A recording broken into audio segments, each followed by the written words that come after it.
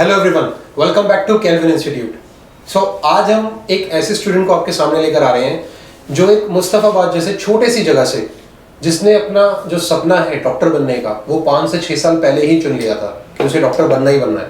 और उसके लिए उसने कितनी मेहनत की और क्या क्या मुकाम हासिल किए, आइए बात करते हैं। Yes, what's your good name? My name is Aamir.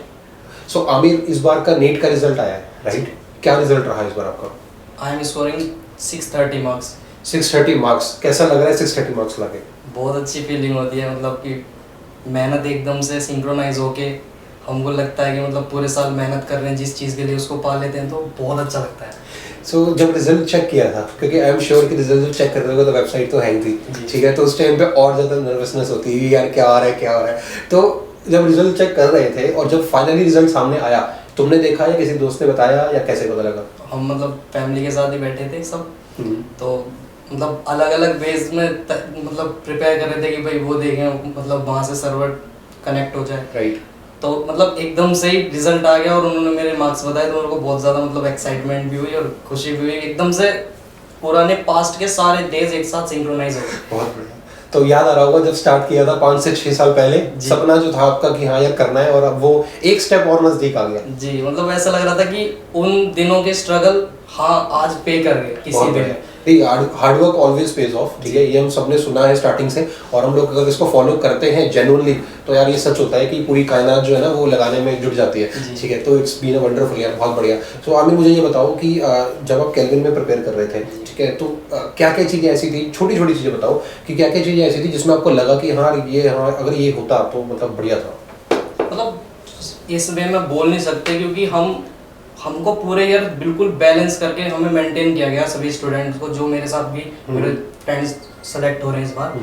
तो मतलब हमें टाइम पर ही डिलीवर की गई चीज़ें जिसकी हमें उस टाइम रिक्वायरमेंट थी। तो हमें इस वे में हमें पता ही नहीं चला कि हमारी कमी कहाँ रह रही है, हमें तो अपनी स्ट्रेंथ ही दिख रही थी। Very good. सो अब मुझे बताओ आमिर कि ये जो सपना था, क्योंकि आपने 5 से 6 साल पहले सपना देखना स्टार्ट कर दिया था कि हाँ भाई करना है, तो लास्ट ईयर में आपने एग्जाम दिया था। लास्ट ईयर आपका क्या स्कोर था नीट का? लास्ट ईयर मेरा स्कोर था 481 मार्क्स और अब है 630 मार्क्स। बहुत बढ़िया। तो ये इसलिए नहीं है कि इसने ड्रॉप किया है, ये इसीलिए है क्योंकि जब दिमाग में पड़ती है ना तो उस टाइम करनी ही है।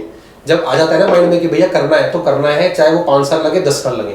तो इसीलिए 5 से 6 साल पहले सपना जो चुना गया उसके लिए जो एक होता है ना कि उसको बनना स्टार्ट कर दिया कि यार ऐसे होना है, और वही स्ट्रगल आपको हर जगह दिखता है और उसका एफर्ट जो है वो आपको दिखता है। सो आप मुझे बताओ आमिर कि केल्विन में पर्टिकुलरली आपको कौन सी ऐसी सबसे अच्छी चीज़ थी जो लगी केल्विन के अंदर? केल्विन में हमने ऑल्दो मैं तैयारी कर भी रहा था पहले, बट सिंक्रोनाइज वे में अगर तैयारी हो रही थी तो केल्विन की मतलब केल्विन ने यही चीज़ बेस्ट है कि हमने सिंक्रोनाइज वे में स्टडीज़ करी।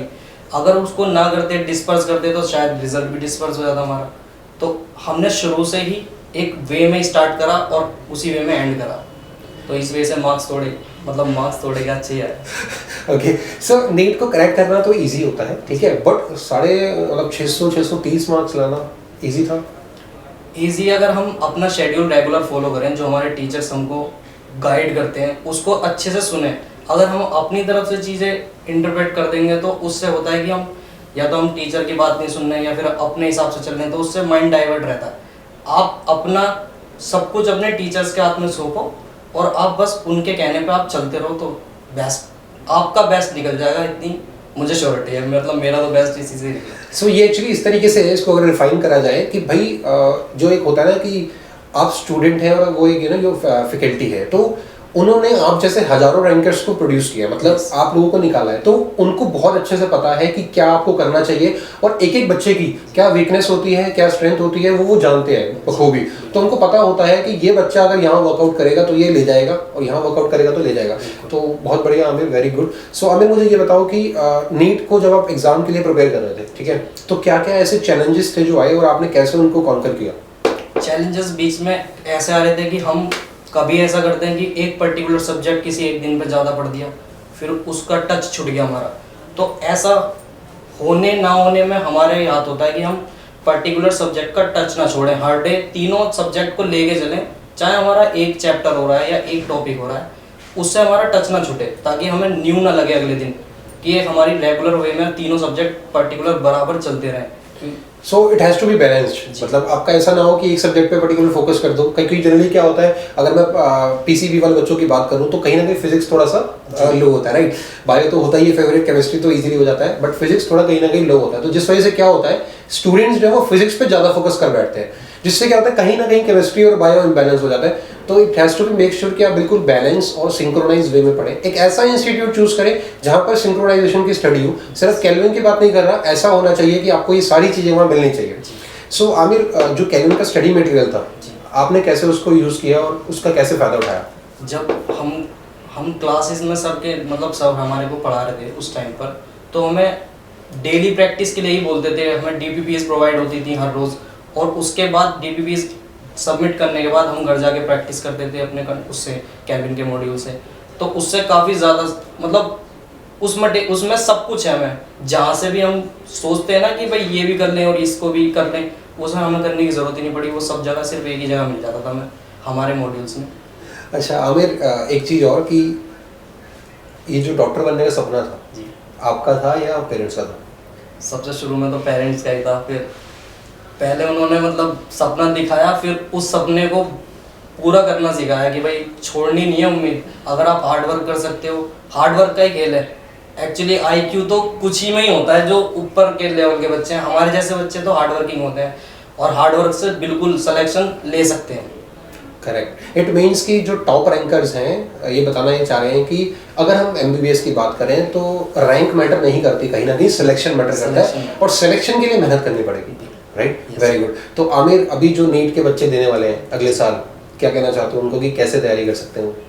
रिलैक्स, सबसे पहली बात कि रिलैक्स, और हर कोई बच्चा कर सकता है। अगर कोई यूँ सोचे कि भाई मेरे मार्क्स बहुत कम हैं, तो मेरे मार्क्स भी 192 थे। अगर आपको मैं बिल्कुल फ्रैंकली बताऊं तो आज भी मैंने 630 स्कोर किया ना, तो आप भी कर सकते हो।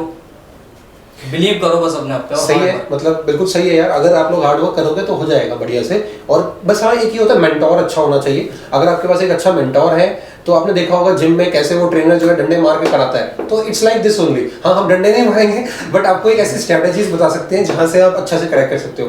तो 192 से 630, तो भैया बहुत बड़ी जर्नी है, बहुत मेहनत की है, ऐसे नहीं आए हैं, बहुत मेहनत करी है। तो thank you so much Aamir, congratulation once again on the behalf of Kelvin. And यार मतलब बहुत बढ़िया, all the best to you. जितना भी ड्रीम है आपका, जो भी सपना है, जल्दी से जल्दी पूरा हो ताकि हम दोबारा अपने लोगों के साथ आ पाए। Thank you so much Aamir, thank you.